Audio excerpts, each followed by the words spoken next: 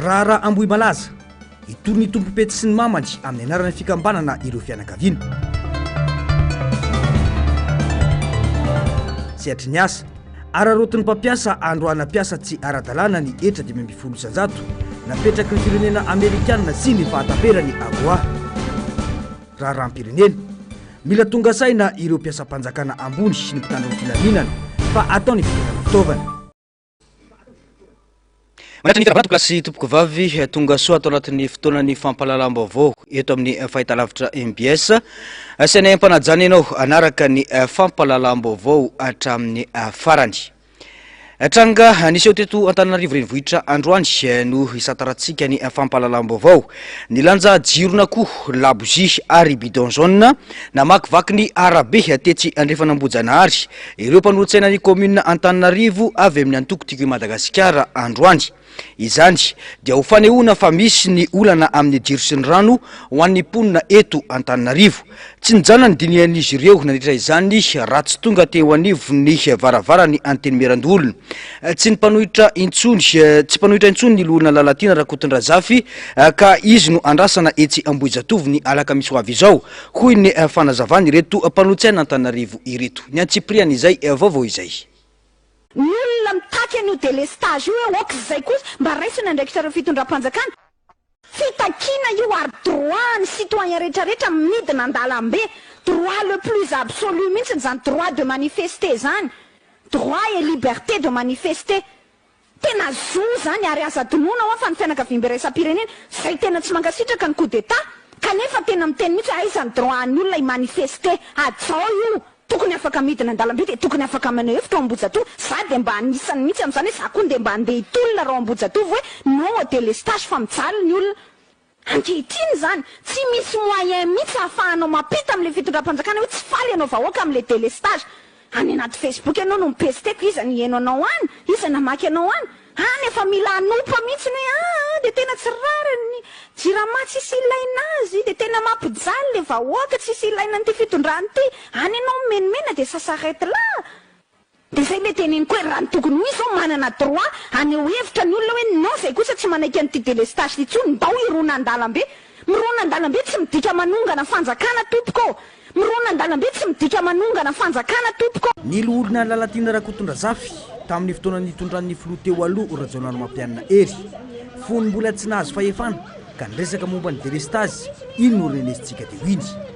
Nanako ako teto amin'ny arabe ny aingana teto Andrifanambojanahary ny famerenana io teny io androany.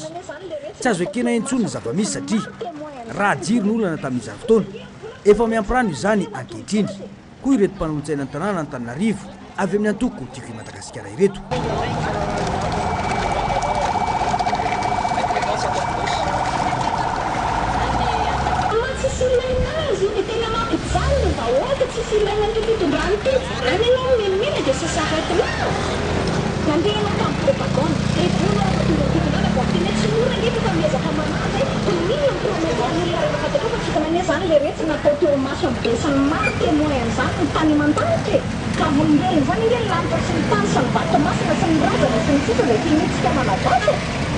Rosony dinny azo lapany Antenimierandolona.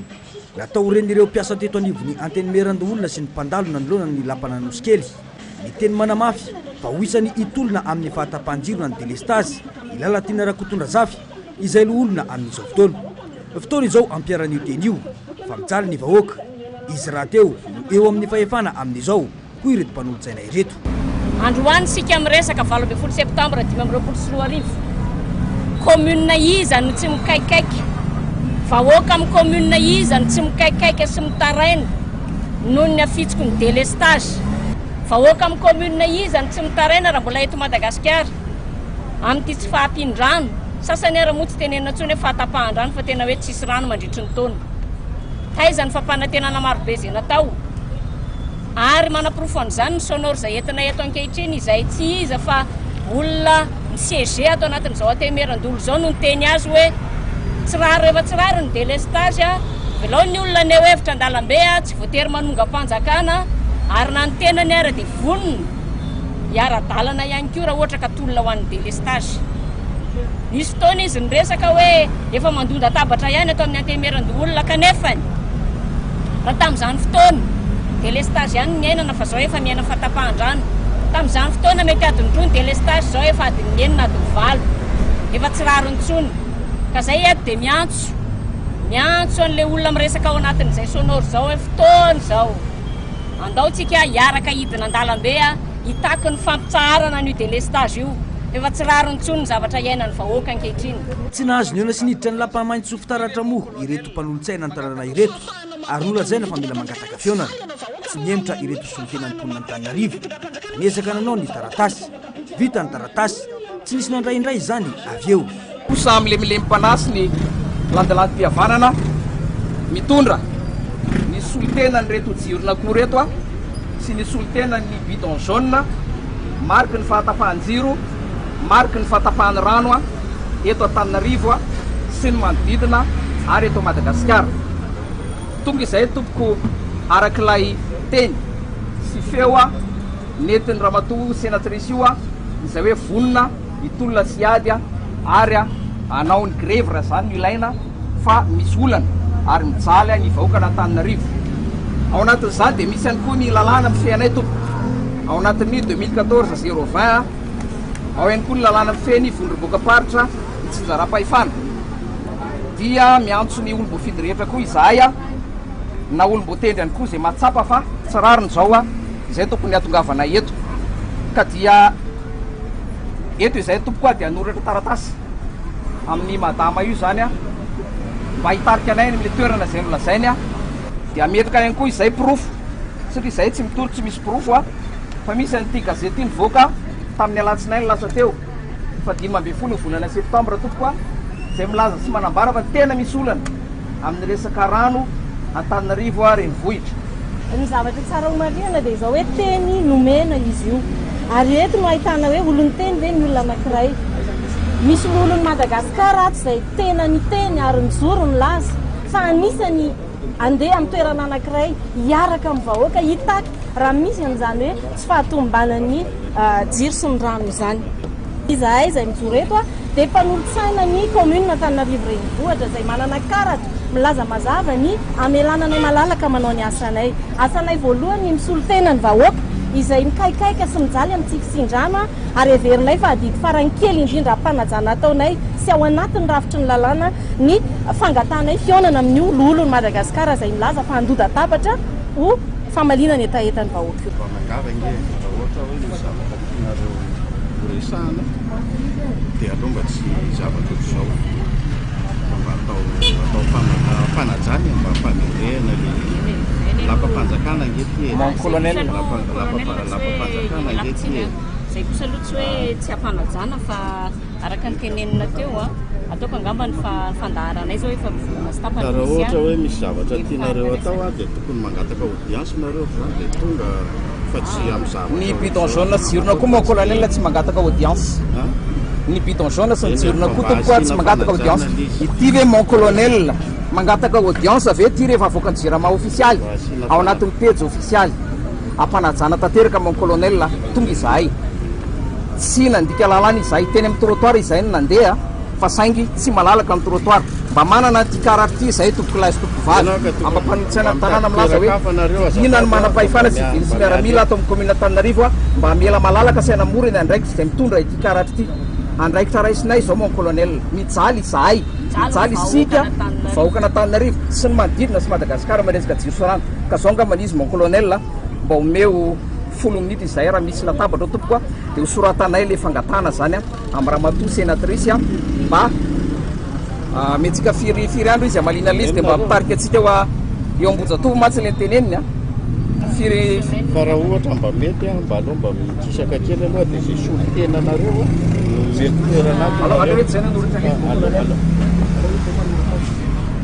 miakatrarotsika tsely manatra sakanany tsy possible apetrao amin'ny akay efa misy pirofo hoe nametraka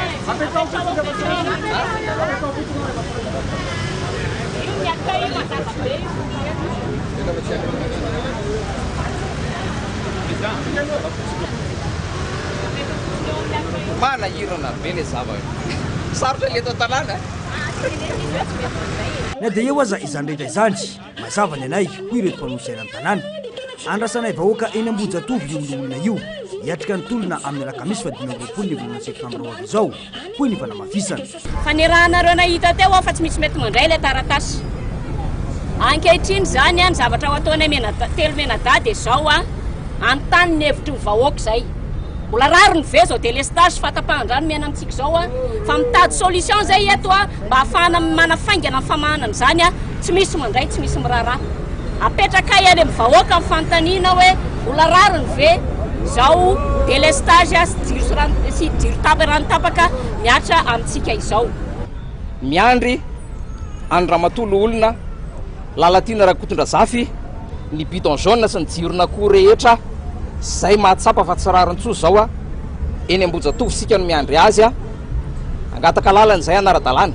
any amin'ny ben'ny tanàna Antananarivo zao de zao zay de hoany a angataka lalan'izay a eny amin'ny préfet Antananarivo araka ny resaka teo de arao lalàna ary mangataha lalana dikan'izay de zao na mahazo alalana na tsy mahazo alalana zay tapa-kevitra ny bidon jaune sy ny jirona koa iandry sika andramatolo olona eo amin'ny rond-point ny Ambohijatovo a amin'ny herin'ny androany amin'ny 1:00 atoandro nafonja ny afatra teto voniny izahay hoy ireto mpanolotsaina ny tanàna ka anjaran'ny vahoaka no mandinika fa amin'ny alakamisy izao no fotoana hoy ny fanamafisana raha ohatra ka miteny isika hoe ahaty zakanay a de reto zay efa mijoro hoe andao ary a samy isika hiteny amin'ny fanjakana ama aingana amin'izany olana zany tenytsika moa hoe zakanay a de aza omena tsinitsony hoe tsy misy pitarika apetraka tsara zay resaka zay a satria zay eto efa tonga amin'ny maha-olom-boafidy makaty amin'ny rafitra zay miay anay a androany 20 septambra andrasana arak'izany ny fivoaram-baovao fa ny didijado nataon'ny mpitondra sy ny fanakanana ny etsika ataon'ny fanoherana dia fambara fa marefo ny mpitondra ankehitriny ka manao ny fomba rehetra iarovana ny sezany mety hitarika korontana ara-tsosialy sy fitsaram-bahoaka izany raha tsy manova fietsika ireo tompona andraiky mpanjakana sy ny mpitandro ny filaminana hoy ny professeur Ralson Roger androany tsy tokony atao fitaovana politika ny mpiasa-mpanjakana fa tokony iaino sy anaja ny zo ny vahoaka satria avy amin'ny vahoaka izy ireo ka tsy tokony ampiadina amin'ny vahoaka hoy ny fanazavana Narcisse sy Mathieu Princy no mitatitra ny antsipriana izay matoa ny mpitondra firenena miroso amin'ny didijadona sy manakana ireo etsika fanoherana samihafa dia marika fa marefo ny fitondrana tsy mandeha araka ny tokony ho izy ny akamaroan'ireo fanapahan-kevitra raisy ny fitondrana hoy ny professeur Ralson Roger ny fandrarana etsika ataon'ny mpanohatra na olom-pirenena mitako fanovana dia mampiseho fa vohitanteraka ny fahafahana maneho hevitra eto amin'ny firenena ny azy zany a ny fahitako an'ireny zany a efa marika ireny fa efa tsy zakan'ny olona tsony ny zava-misy ary marina mihitsy ny teny solovam-bahoaka iny tena mazava mihitsy ny teniny a fa tsy misy ny demokrasia fa didijadona misy atontsika eto ary tadiva rehefa ny olona mitondra manao didijadona tahotra zay fahosana zay fa rainao ny tena hoe manana herinao ka matoky ny vahoaka ianao a tsisy tokony mihitsy ianao ampiseho hery amin'ny vahoaka na solo tena ny vahoaka solombava-bahoaka reny a zay anankiray ny an'Andriamatoa ny radio dia sorika aminareo fa maro soazidao ny zavatra ataony rehetra ka na tiany na tsy tiany haiko tsara zany amin'ny mampanao politika mba nanako traikefa sy amin'ny mpampianatra resaka fitantanana ny tena manana le hoe prévision fa tsy maintsy zay nefa raha ny fitondrany radio zavatra ratsy safidy daholo ny nataony hatrany amin'ny programme anazy izy a ratsy safidy ankoatra izay maro ihany koa ireo fandrebirebe nataon'ny fitondram-panjakana entina andemena ny sain'ny vahoaka manoloana ny tsy fandrimpahalemana ny délestage ny fahantrana ary ny tsy fanajana ny zon'olombelona ho hiatrany ny fanehoan-kevitra raha ny zava-misy maneran-tany nefa fanojerena dia mitsoka tsy kelikely ny rivotry ny fahatongavan-tsaina ny vahoaka ka isan'ny mahatonga ny korotana ao la Frantsa any Nepal izay mety hitatra amin'ny firenen-kafa tsy tokony ho tsinotsiniavina izany satria rehefa tonga amin'ny faratapon'ny tsy fahafaliany ny vahoaka dia hitarika korotana ara-tsosialy sy fitsaram-bahoaka izany satria tsy le sehatra fototra sy faharozy teny ilain'ny firenena ohatra nataon'Andriamatoa Ravalomanana era tadiditsika tsara sehatra fototra famokarana io ny tena nataony vahintondrara nampiroboroboly tamin'izany nisy natao hoe satabary tsy nafatra vary ny malagasy dia avy eo nanao orinasa fanodinana izy namorona asa reo zay vao nijery ny sehatra fahatelo izy dia fisitrahana ataon'ny olona hoana moa nisitraka fampianarana nisitraka any amin'ny hôpitaly raha tsy manana fahefa-mividy izy ny andro zareo le sehatra fisitrahana narezitra any misy fotodrafitrasa misy raha azo akana vola sy ny namany any zay tsy misy fampandrosoana vaoaka koa raha tsy safidy le izy zany ka vao nanomboka dia efa fantatray atrano voalohany fa fandrebirebena vahoaka dia fa tsy mihitsy no izy fa diso ka dia mbola manitsiketsika zay eto fa raha tsy safidy ny nataony jany ny vahoaka reny efa miseho reny zahatra mitranga ary minona reo fa tsy janona ntsony eo tsy maintsy itoyfoana io mila tonga saina sy manova fiatsika dia ny mbola tsy tara ny mpitondra ny mpanatanteraka ary indrindra ireo mpitandro ny filaminana avy amin'ny vahoaka ny fahefana rehetra ary iverina amin'ny vahoaka izany ho hiatra ny profesora Ralson Roger fa fotsiny le tompona ndraikitra za tsy hiteny hoe le manoana azy reny moa mitatana noaviny reny mba masotoerana kely dia fikitra eo fa le tompona ndraikitra ohatra n'ireny lehibe ny le faritra reny ny administrateur reny sy ny sisa ianareo zany sy ny mpitandro filamina mba tonga saina am'izay ianareo mba tsy hisiny sanatr ny Nepal eto Madagasikara zany zavatra tsy ampoizina zay aza tsy aza isy mba vahoaka mihitsy naninana ninna ka reto zay dia milaza mihitsy fa ampiko sangamy zay ela nandeferana le voaka malagasy io efa metsika la France dia minona reo fa hiparitaka io ary andehany amin'ny tany afrikanina maro ka dia za mino fa efa tonga saina voaka malagasy tsy atatsony izy azo forina mahazo azao ampy angamizay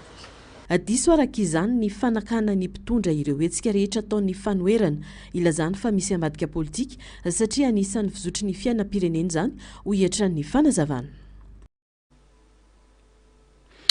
faradiso ny vahoaka manao ny fitakina amin'ny mpitondra dia diso voalohany ny mpitondra fanjakana tsy misy fitakina na tsy misy zavatra nampanantenaina ka anaovana fitakina fa matoa misy ny fitakina dia nisy ny fampanantenana lalam-pandrenan'ny repoblika faefatra no nosorata izay nosoratany mpitondra ankehitriny no ampiarina eto amintsika amin'izao ka tokony samy hitazona ny teny nomeny raha tena mpitondra firenena hoy ny teo anivo ny RMDM androany ny antsipriany izay efa ho valotona aty aoriana mpanantenana ny malagasy amin'izao valotona nandrasana ny fanatanterana ireo velorano sy ireo fampanantenana hafa marobe samy manomboka amin'ny tsara ny rehetra hoe tena miasa tokoa ve ny mpitondra saby resaka fotsiny raha ny zava-misy iainany rehetra sy hitany maso hatreto dia miamahantra ny malagasy izay lasa farahidina ary mivarina ankadiny firenena manomboka misedra olana ny mpitondra malona ny vahoaka raha tsy resaka ny orakoraka rehefa andray teny imasom-bahoaka Omalta ny Meritsy Atosika androany teto Antananarivo aizay indray ny rampitso ny zava-dehibe hoy Edouard Tsarambe dia samy manomboka tonga saina isika rehetra mila avery ny malagasy amin'ireo mpampanantena ireo fampanantenana sy ny tena nataon'izy ireo fony mbola tsy nahazo fahefana fa zony vahoaka izany hoy ny fanazavana ny vavatsy ambina mety ahitana loza dia porofoin'ny olona mivavatao zay zany izy ty izy io anika tsy hoe tsy hoe fananian'ny olona fa vava natao le izy satria mbola tsy eo amin'ny fitondrana ianao dia nahay vava ny sénatrice Lalatina président sénat foloan'ny république ny laza samy manana ny vahaolana an'izao délestage zao porofoin'ny olona takin'ny olona le izy dia raha diso ireo olona reo dia ianao zany ny diso voalohany ka ny lalàna ny démocratie fahalalahana ny olona hiteny fa iteny tsy resaka démocratie fotsiny fa fitakiana le zo fototra iainan'le olona hoe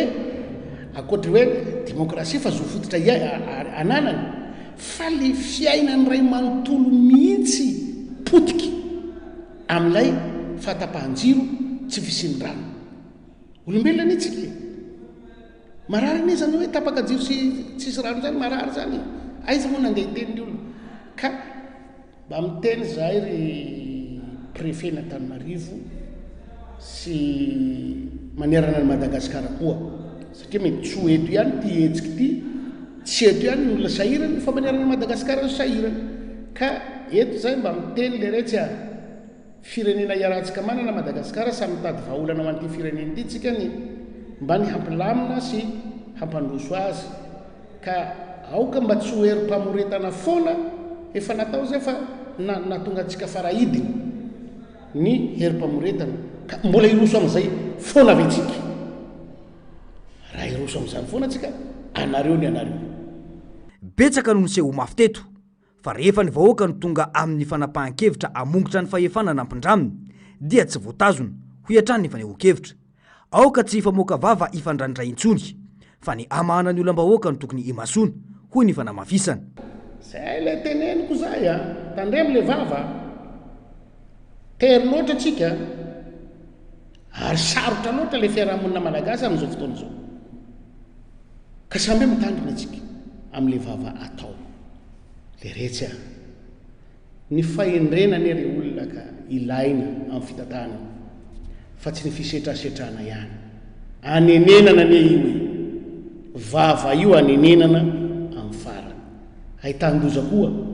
io teny io ka zahay mba miteny amin'izay zahay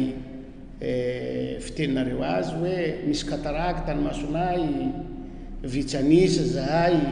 tsy manambola zahay sany vo fomba fiteninareo ne mitantina ianareo manambola moanareo ka ina tsy mahanareo olany vahoaka malagasy mahita ny masonareo ka tsy hitanareo ve io fahasairana ny vahoaka malagasy jiro tapaka rano tapaka io tsy hitanareo ve matanjaka anareo dia tsy hitanareo ve zao zavatra mahazo ny firenena zao vava ohatran'izany mahatonga ny olona mitaky satria any aminareo ny forsa rehetrarehetra any aminareo ny atao rehetrarehetra dia mitaky ny olona fa raha ianareo mba ny sento kely fotsiny na nakatoerana misy an'le olona dia mba samy mipetraka eto ambony tany tsika eto Madagasikara za miteny anareo fa tsy ho mitaky re olona reo satria tsisy nampanantena azy fa matory mitaky misy nampanantena azy raha ny zava-misy atreto izanana saronana tranga anodikodinana ny saim-bahoaka ao mitambajotra serasera rehefa misy raha mafampana eto amin'ny firenena tsy misy afa-tsy famonoana afo ireo etsika fitakiana samihafa sisa no ato an'ny fanjakana fa tsy ny famahana ny olana fototra ho ihany ny fanamafisana tsy ivana efa izao olana izao ratsy ny malagasy no tonga saina voalohany ka anongotra izay tokony ongotaneto ho iantrany ny fanazavana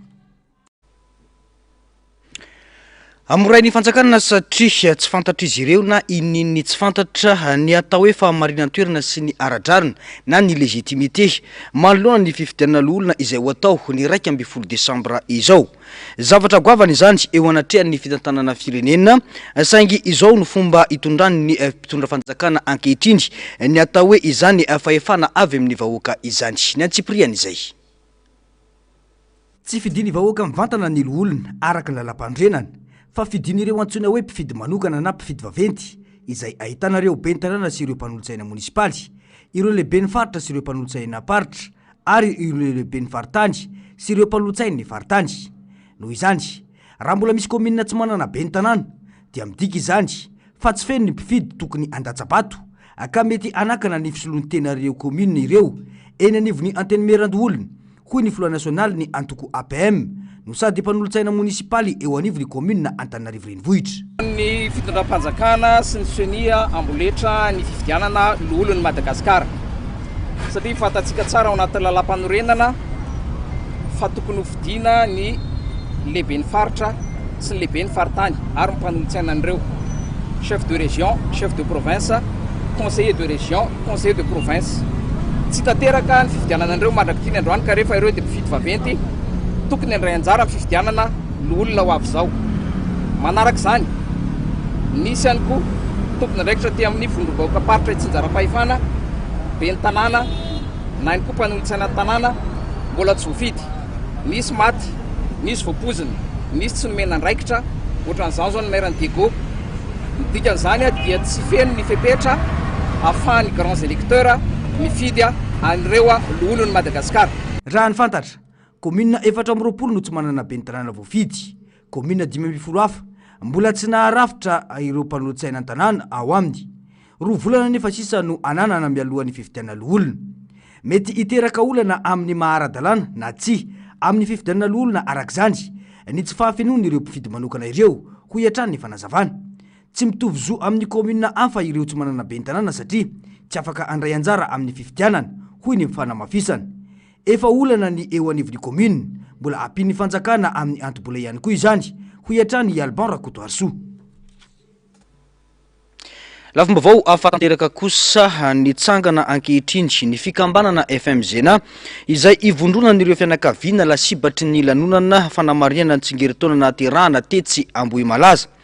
Tanjona ny itakinany marina momba iny raharaha iny amin'ny anarany ny fikambanana ity raha ny fanazavana nataony bro ny fikambanana. Isy ny fametrahana fitoriana satria mbola mipetraka amin'ny tompon'ny fety sy ny mamany ny aiany ireo fianakaviana hatramin'izao na dia eo aza ireo fanazavana samihafa natao momba ity raharaha ity. Ny Antsipriana izay.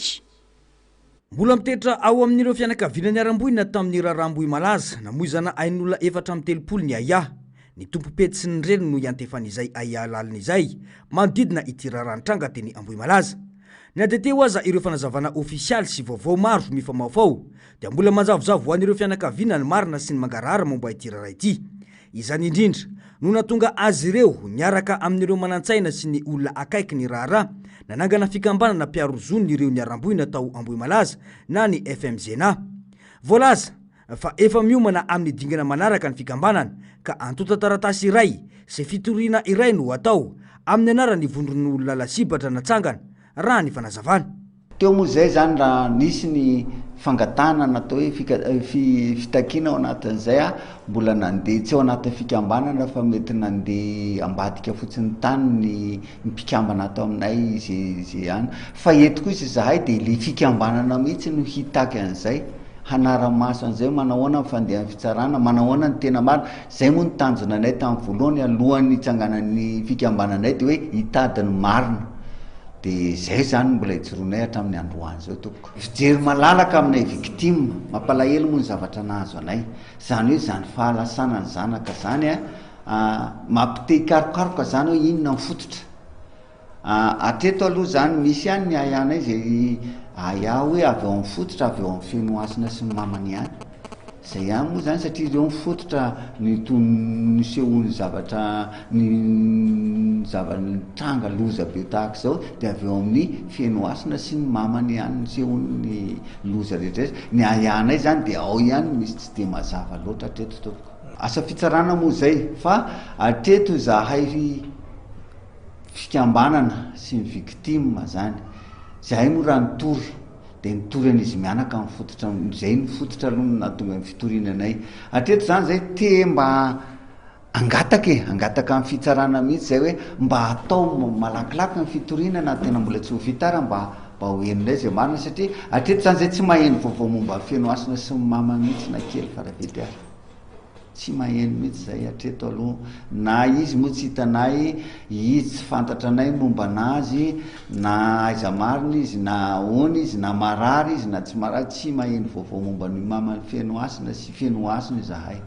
Ny orona tao anatin'ny fahoriana ny fikambanana saingy mijoro anohana ara-tsaina ary isina fanantenana isoroana ny tranga tahaka iny Ambohimalaza iny ho iatrany ny fanazavana.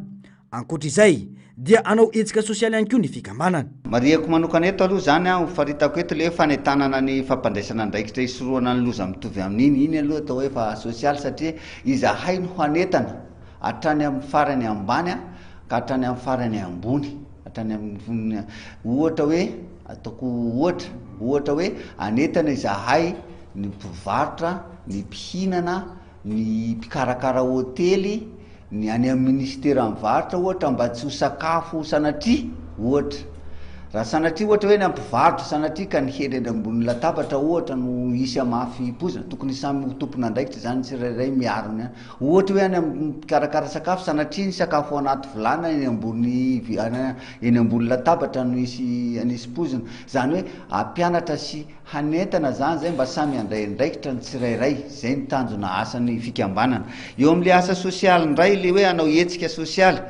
mety isy hetsika sosialy ho ataonay fikambanana ao anatin'izay zany hoe mitoy eo anatin'le fampianarana ihany moa sy hoe fanetanana ihany fa mety ataonay hetsika lehibebe kokoa izy ara-sosialy eo anatin'izay zavatra zay ka zay zany le tany hoe eo zahay zany no atao hoe lakiloso manaitaitra na ny fiarahamonina na ny fitondrana na ny sapana rehetrarehetra zay voakasika mba tsy hisy itsony ny loza anahaka an'ity satria zava-doza raha mbola izy koa ny zavatra ohatran'izao. Nanamafy ireto mpikambana fa tsy mpanao politika ny FMZ na saingy misokatra amin'ny olona rehetra. Manodidina ny zato ireo mpikambana ao amin'izao fotoana raha ny fanazavana hatrany. Fa vao makasika ny tontolon'ny asa eto Madagasikara kosa dia lasa ampiasain'ireo mpampiasa sasany ho fitaovana anapahana asa sy androahana piasa ny aba 12 isanjato napetraky Etats-Unis sy ny fahataperan'ny fotoana sy ny AGOA eto Madagasikara na dia tsy voakasiky ny fanondranana aza ireo orinasa sasany. Tsy misy fandraisana andraikitra avy amin'ny ministera misahana ny asa hoy ny syndicat miray feo. Malohana izany mitaky diniana eo amin'ny mpampiasa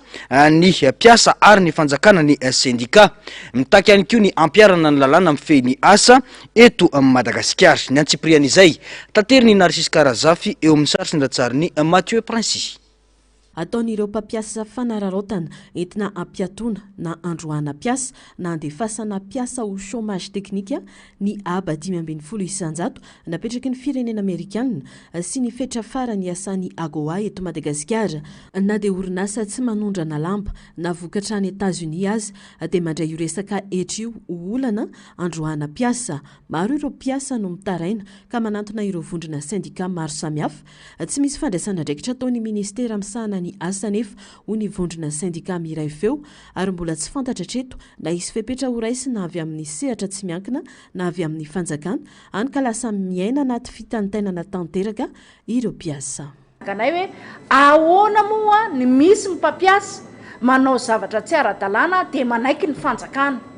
Aiza zany ilay ministera mia amin'ireny zavatra ireny. Raha aloha zay ny faharoa raha mpiasa tonga ny azakazaka taty aminay zany makasika an'io fandroan'io zany dia efa betsaka. Ary zay moa zany mampalahelo mpiasa hoe rehefa voaroaka izy zay vao malala miazakazaka ny anatin'ny syndicat. Fa tena be dia be io ary tsy vitsy ary amin'izao fotoana zao efa betsaka ny orinasa manao menazy telo raha kely indrindra zao nefa heninay fa ikatona atoato. Tsy fantatray hoe isy fepetra ho raisy ny fanjakana ve isy zavatra omena mba farafaratsiny hoe filet de sécurité satria miaramila ary mahazoko maninona mpiasa majinika ny tsy azo. Mpiasa zay tena mitondra fampandrosoana eto amin'ny firenena satria raha ny hetra alaina amin'ireo mpiasa ireo ange dia tena bobaka dia bobaka anisan'ny mameno ny kitapom-bola mpanjakana zany ireo mpiasa ireo ka mba misy fijerevana an'ireto mpiasa reto zany indrindra ny mpiasa privé ve amin'izao fotoana izao. Fa izay zany tena miteny hoe tena miaina ao anatin'ny fitaintainana ny mpiasa. Iaraha malala fa marefo ny asa eto Madagasikara ary tsy mifanaraka amin'ny sehatra iraisan'ny pirenena. Asa anjakany fanararotan'ny mpanambola ho fametrahana asa mendrika dia tokony isy fampiarana ny fanajana ny lalàna ny asa. Mila hirosoana ihany koa ny dingana ataon'ny telotota dia ny mpiasa, ny mpampiasa ary ny fanjakana ka ao anatin'izay ny ametrahana ny lalàna. Tsara ho mariatsika koa fa Madagasikara dia nanao nato hoe ratification international na nanoeraka na manamarika ny lalàna iraisam-pirenena. Nentin'ny namana teo angamba le hoe Atsianosy Ravavy 345 dolara ny karama farany ambany. Ny antsika eto Madagasikara 750 dolara. Zany hoe misy elanelana be loha raha zay dia mba hatratsarana an'izay hoe mba ho asa mendrika, asa mavelona, asa maharitra dia tokony ho apetraka satria ny lalàna iraisam-pirenena dia iainantsika eto Madagasikara fa maninona moa atsy Maorisy zay ny iainana eto antsika eto Madagasikara zay no zava-misy. Fa ao anay syndicat miray feo zany dia zay anatrarana sy ahafahanay mametraka mihitsy hoe mba ao anatin'izay tolona syndical ao anatin'le hoe dinika iraisan'ny telotota fanjakana mpiasa moa égal dia syndicat dia ao anatin'izay zany anametrahana n'io lalàna io satria raha mbola marefo io lalàna io amezana an'izay dia tsotratra mihitsy le atao hoe asa mavelona. Ankoatra izay mangataka ny ampitsarana ny antsozay atao amin'ireo délégué syndikaly eo anivon'ny orinasa maro samihafa ny syndicat miray feo. Misy ireo orinasa no manakana ireo mpiasa tsy handray anjara amin'ny hetsika ara-syndikaly izay zo fototry ny mpiasa ho hiatran'ny fanazavana. raha tsy teny fotsiny izahay amina fivoahana resaka formation ohatra zao a de tena hiarany ato zay a nisy olo tena ampiasa sy nisy olo tena syndicale ny anivon'ny orinasa ny lalàna ny mamaritra ny fivoahana andeha anao formation a anao any asa ma syndicaliste anazy a eto zany izahay de manambara indrindra fa ho an'ireo mpampiasa izay manakatsakana ny amin'ny fanatanterahandreo ny asana délégué reo a de tsy andefitra intsony kosa satria mafy loatra ny ato zay mahazo any mpiasa ny anivon'ny orinasa na ny fanaovana herisetra izay miatra amin'ireo mpiasa ireo a kanefa ity zo izay mbola lazaina fa farany kely a de mbola fikiriny mpampiasa ihany a ny tsy hamoaka an'ireo délégué anay ireo a de izay ny anentananay ihany mpampiasa hoe alao a mba hijanona fampiresahana farafaratsiny mba mifanaja rehefa mba misy ny convocation a tonga any aminareo orinasa ireny nanao fanambarana moa ny syndicat miray feo mangataka ny ijerena akaiky ny sehatry ny aseto Madagasikara izay tena potika tanteraka anjakany tsy fanarahan-dalàna toy ny fanambakana mpiasa amin'ny alalan'ny karama tsy mifanaraka amin'ny fitangana ny vidim-piainana izay misy amin'izao fotoana. Lafim-baovao afatanteraka ny fahantrana ny tsy fisian'ny fanabeazana ara-pananana feno na eny an-tsekoly na eny anivon'ny fiarahamonina na ao an-tokantrano ary ny fombandrazana toy ny apelatovo dia mampitombo ny loza mitatao ho an'ny zazalahy fa indrindra ny zazavavy eo anivon'ireo herisetra fanararotana aranofo na mivantana izany na anabaka. Maro amin'ireo ankizy lahy sy ankizy vavy no efa niara-ny fanararotana aranofo anabaka araka ny fanadiadiana nataony ECPAT France. Misy araka zany ny tetika samitovy izay mikendry ny fampiarana ny lalàna ary ny fanohanana ireo ankizy lasibatra mba ahatrarana fiarahamonina manameloka ny herisetra. Narisy Karazafy sy Mathieu Prince Atrandry no mitondra ny antsipriany izay. Mahazo vahana ny herisetra sy ny fanararaotana aranofo araka ny fanadiadiana nataony ECPAT France ankizy 510 tamina tanàna 4 eto Madagasikara no nanaovana fanadiadiana ny 740 isanjato amin'ireo zazavavy ary ny 140 isanjato amin'ireo zazalahy dia milaza fa efa niara ny fanararaotana aranofo anabaka avokoa. Midika izany fa tsy voaro araka ny tokony ho izy ireo ankizy amin'io sehatra anabaka io toy ny interneto ny live streaming. Dia ao anatin'izay dia ny anetsehana an'ilay hoe écosystème d'acteur anisan'ny atao hoe mpiantsehatra voalohany ao anatin'izay ady izay ny ankizy. Dia voalohany indrindra dia ny resaka fisorohana zany ataon'ny ankizy amin'ny ankizy ihany zany autoprotection zany dia ao anatin'izay ny ankizy no amena fanabeazana omena fahalalana mba afahandry zareo mahafantatra momba ny ankizy, momba ny zon'ny ankizy, momba ny herisetra, momba ny resaka tsy fitoviana ihany koa équité de genre dia entin'izy ireo zany zay mba ho ampitaina azo ny aloha ampiariny dia ampitainy amin'ireo namany manao approche par paire. Dia ao anatin'izay atao hoe zay zany aloha ny tena hoe zava-dehibe hoe ny ankizy samy ankizy no etsehana mba hifanentana hiarovana hisorohana an'izay exploitation sexuelle zay. Manampitrotraka izany ny fahantrana ny fanelikiliana ara-piarahamonina ary ny tsy fisian'ny fanabeazana momba ny zon'ny ankizy vokatry ny tsy fahampiana na fisian'ny fahalalana sy ny fahantrana. Maro amin'ireo ankizy vavy no terena iroso amin'ny fanambadiana loloatra ny fanararaotana aranofo na ny asantervozina any amin'ny faritra atsimo ohatra mampidi-doza ireo ankizy vavy manomboka eo amin'ny 10 taonany ny fompandrazana toy ny pelatovo. Amin'izay resaka transformation izay indray zany dia resaka fanamafisana ny fomba fampiarana lalàna amin'ny alalan'ny fampihofanana ireo mpisehatra ny anivon'ny fitsarana sy ny mpampiatra lalàna rehetra. Dia eo ihany koa fampahalalana ny olona ny lalàna misy satria noho ny tsy fahalalana ny lalàna no mahatonga ny fampiarana n'ilay herisetra atao amin'ny vehivavy sy ny ankizy. Ary ny farany dia ny fiaraha-miasa amin'ireo olona izay efa miady amin'ny herisetra ara-pananana atao amin'ny ankizy. Resaka ady amin'ny herisetra ara-pananana mihitsy no mampiavaka ny ECPAT France. Eo anatin'izay fanatanterahana izay ady izay no traika efa hoentinay any amin'ireo faritra izay tsy misy manao an'izay. Ary raha ho an'ny eto Analamanga dia mitsafidiana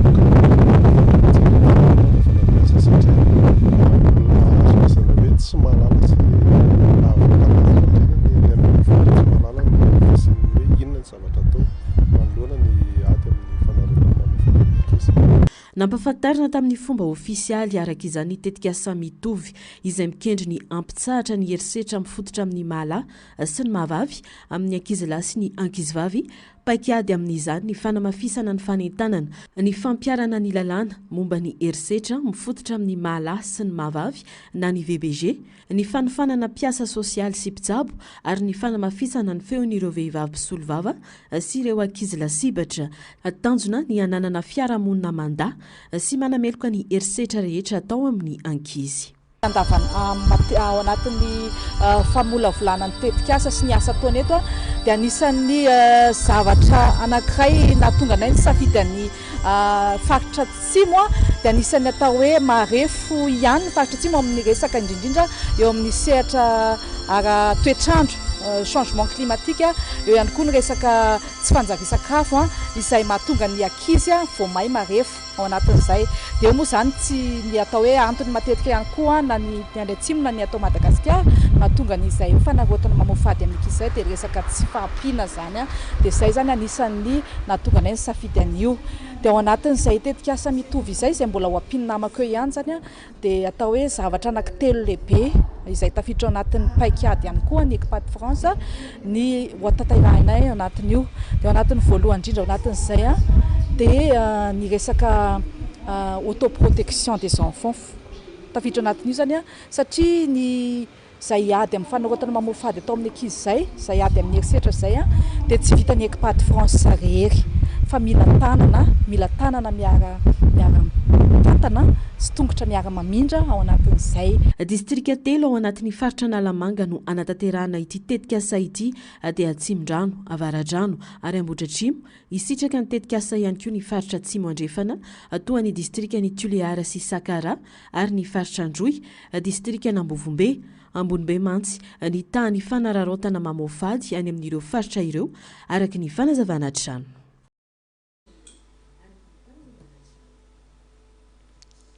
Fa sarotra amin'izao fotoana izao ny mitady sakafon'ireo biby fiompy manoloana ny fiovaovan'ny antoetrandro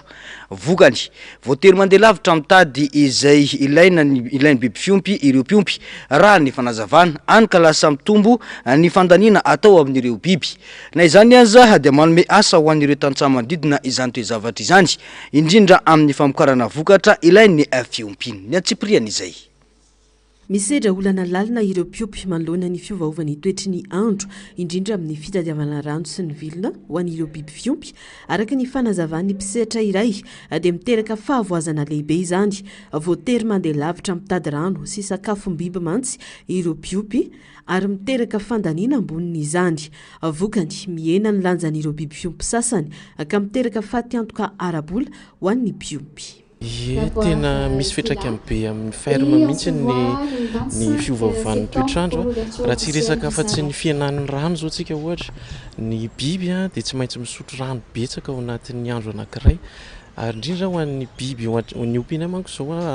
vache laitière dia tsy maintsy atao betsaka ny ranony eo ihany koa ny sakafony satria raha ohatra hoe amboly vilona zao dia tsy maintsy mila rano be dia be dia rehefa maina be le tany dia tsy afaka mamboly mora maka vilona eny an-tsaha zany kanefa tsy misy ny rano dia tsy misy koa ny vilona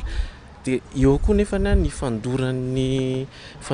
olona ny tontolo iainana zany dia tsy misy ho ampiasaina mihitsy fa lasa mitady lavitra be mihitsy izay vao afaka mahita sakafony zareo kanefa tsy dia tena tsara le hoe miditra sakafo chimique be ho an'ny biby fiompy fa tsara ihany hoe natoraly satria izay le vokatra voizina hoe vokatra natoraly. Amin'izao zao ny fomba hoe igerenay anazy dia mandeha somary lavitra zay zany hoe mitety tanàna manodidina zany zay miara-miasa amina tantsaha be lehibe zany zay misy no mamboly misy no tena hoe karamaina mihitsy maka an'le sakafom-biby zany dia vidiana amin'ny kilao na arakarak'izay anaovan'ny zareo anazy le izy. Na dia eo azy izany fahasahiranana izany dia raisina ho lafy tsara ny fanomezana asa n'ireo tantsaha hividianana ireo sakafom-biby manome asa ho azy ireo izany ilaina ny fandrindrana avy amin'ny manam-pahefana ny sehatry ny fiompiana ho fanampiana ireo piompy manoloana ny fiovan'ny toetry ny andro ka iarovana ny fivelomana izy ireo. any ivelany kosa iray volana taorian'ny baiko ny lehibe ny miana ao Soudan dia tanteraka ny fanesorana ny vondrona tafika sy milisy mitampiadina ao andrenivohitry Khartoum. Mahery ny 3 arivo ireo mpikambana nesorona ka 20 amin'ireo izay ery mitampiadina ny orona tao Soudanais no fantatra fa voala tao anatin'izany. Ny antsiprian'izay vaovao izay. Nandritra ny volana maro ny tombo ny fitarainana ataon'ny mponina noho ny firongatra ny tsy fandriam-pahalemana ao Khartoum. Voampangahonana fandribana sy fampitahorana ireo vondry tafika sy misily manohana ny tafika izay voalaza fa nanao heriseritra tamin'ny sivily. Niaiky ny fanjakana fa nisy tokoa ny fanisakitsahana nataon'ireo tafika amin'ny tampiadina.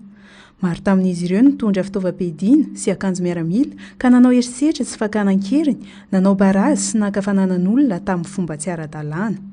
Manoloana izany, navoaka ny fepetra vaovao toy ny fandrarana ny fitondrana fitaovam-piadiana eny an-dalambe sy ny fepetra entitra amin'ny fiara tsy misy taratasy ara-dalàna. Araka ny filazan'ireo mponina, nisy vokatra tsara izany. Miverina misokatra ireo tsena, miverina mandehandeha eny an-dalambe ny olona ary manomboka mipetraka tsikelikely ny fitoniana.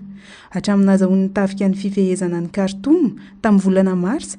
dia mirotsaka tanteraka amin'ny fanarenana tanàna izy ireo. Efa misy anarivony amin'ireo olona ny findramonina no miverina ankehitriny hanangana indray ny tanàna izay nonenan'olona manodidina ny 5 tapitrisa talohan'ny ady. Any Malawi kosa dia 17 ireo kandida nifaninana ho fidiana ho filoham-pirenena atao Malawi. Fifidianana izay natao ny talata lasa teo. Ilaza Rusy Peter Mutharika no mpifaninana matanjaka indrindra raha ny fahitana ireo mpanara-baovao. 20 isanjato ny vatoazo vao lany ny filoham-pirenena iray. Raha toka tsy lany kosa dia miditra ao anatin'ny fiodinana faharoa. Ny antsiprian'izay vaovao izay ary. Kandida 17 no nirotsaka ho fidiana ho filoham-pirenena ao Malawi. Fifidianana izay nataony talata 19 septambra lasa teo. Araka ny fanadihadiana dia ilaza Rui Chakwera, filohan-kehitriny sy ny filoha teo aloha Peter Mutharika no heverina ho mpifaninana matanjaka indrindra. Araka ny lalampanorenan'ny Malawi, tsy maintsy mahazo mihoatra ny 50 isanjato ny vato manan-kery ny kandida voalany amin'ny dingana voalohany. Raha tsy misy mahatratra izany dia atao ao anatin'ny 10 andro ny fiodinana faharoa. Etsy ankilany, raha ny vaovao dia tokony hivoaka mialohan'ny 24 septambra ny vokatra ofisialin'ny fiodinana voalohany amin'ity fifidianana ity, izay ho filoham-pirenena ao Malawi.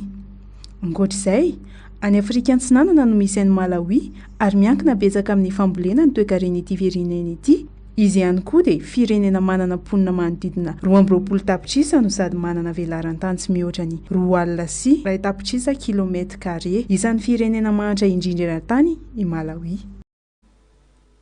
Fa ifanitsy ireo planeta enina ka ho hita eny anabakabaka izany ny 3 oktobra ho avy izao vao mangeran-dratsy. Robot kely nalaina sary avy teny amin'ny station spatiale izay miteny any Japon. Ankoatr'izay dia famoronana akora ahafahana mitsaboratra ao anatin'ny 5 segondra any Japon. Ireo no tranga hafakely hoentiny saranjaratiana amintsika amin'ity alina ity.